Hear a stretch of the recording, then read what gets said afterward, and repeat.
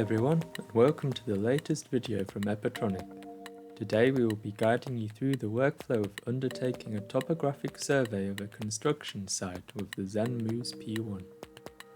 The Zenmuse P1 is the flagship photogrammetry camera from DJI, boasting a 45 megapixel sensor and achieving a GSD of just 1.26 centimeters at an altitude of 100 meters above ground level. It is perfectly suited for topographic surveying as it captures highly detailed images and at high accuracy, thanks to the RTK functionality of the Matrice 300 RTK. It is also highly efficient thanks to the smart oblique flight feature and the high-resolution sensor, allowing surveys to be undertaken at higher flight altitudes, reducing the required time. So, let's begin with the planning of the flight, which is achieved with DJI Pilot on the smart controller of the Matrice 300. The same app is later used to fly the drone and capture the data. The mapping mission mode is selected, which involves drawing the boundaries of the survey area, and a flight route is then automatically generated. Other modes can be used if desired, such as waypoint, oblique, and corridor mapping. Here you can see the survey area is found from the satellite imagery, and the boundaries of the survey area are drawn. More sites can be added when necessary. Then, the flight parameters can be chosen.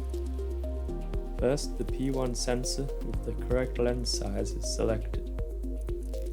Once selected, the planned flight route and the estimated distance, time, number of photos, mapping area and GSD are displayed.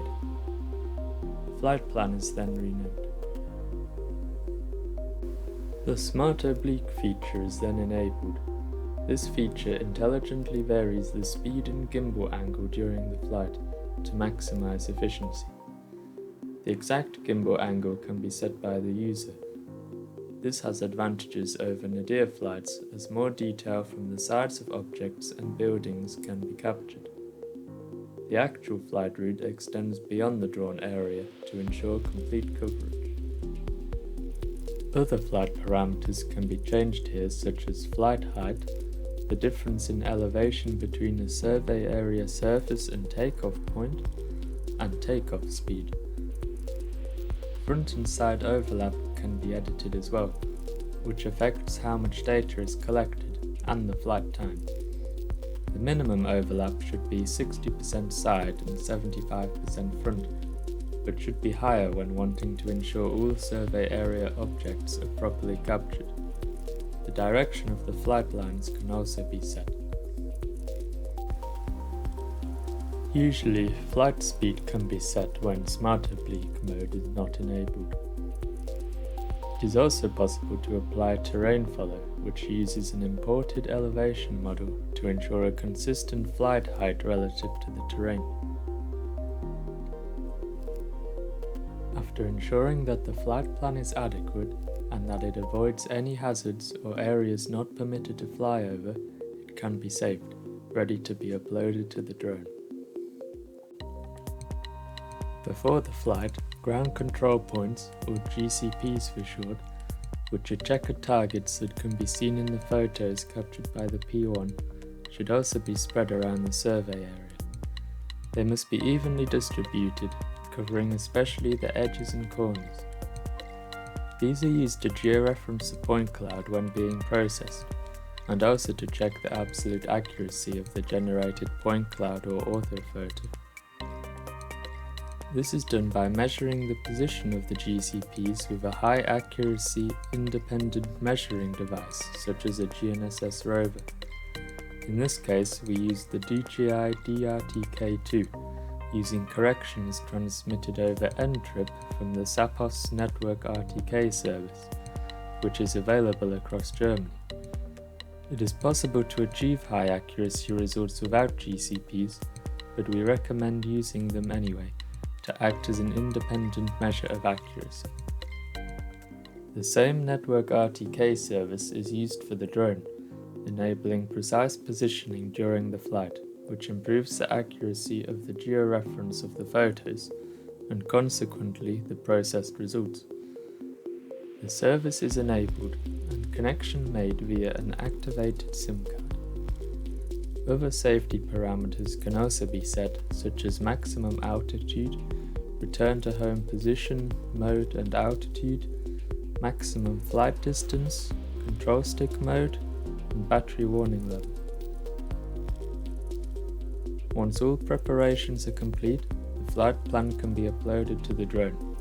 This leads to the safety checklist page, where the user can check all safety-related settings are correctly applied. Once uploaded, the drone will take off and fly to the starting point of the mission. From here, everything is achieved automatically. However, the pilot can still take control at any time if necessary. The pilot should keep their eye on the drone as well as the remote controller to ensure the flight is undertaken as planned.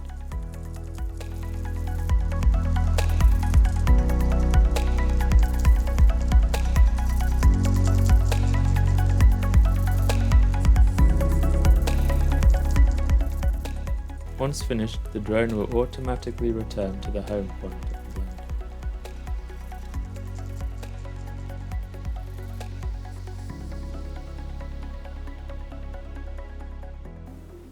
The data can then be copied from the SD card in the P1 to the processing computer.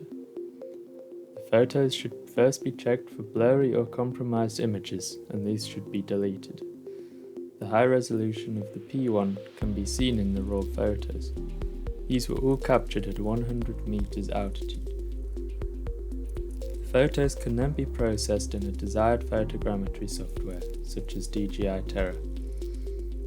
For a full workflow tutorial on processing photogrammetry images in DJI Terra, watch our video covering just that at the link shown. The data can be processed to create a 3D point cloud, model or orthophoto. Many post-processing tools can also be applied to these, such as retrieving coordinates, taking length and area measurements, volume estimation and change, point classification, the drawing and overlay of CAD, the creation of elevation models and contours, and much more. We plan to cover some of these in future videos, so make sure you subscribe to not miss out. That puts an end to the workflow of the P1 for undertaking a topographic survey, and an end to this video. We hope this provided you with some useful information, and if you have any comments or queries, don't hesitate to leave a comment below, or contact us at the details shown. You can also browse our website, which contains lots of useful information and recommendations for all things drone related. Thanks for watching.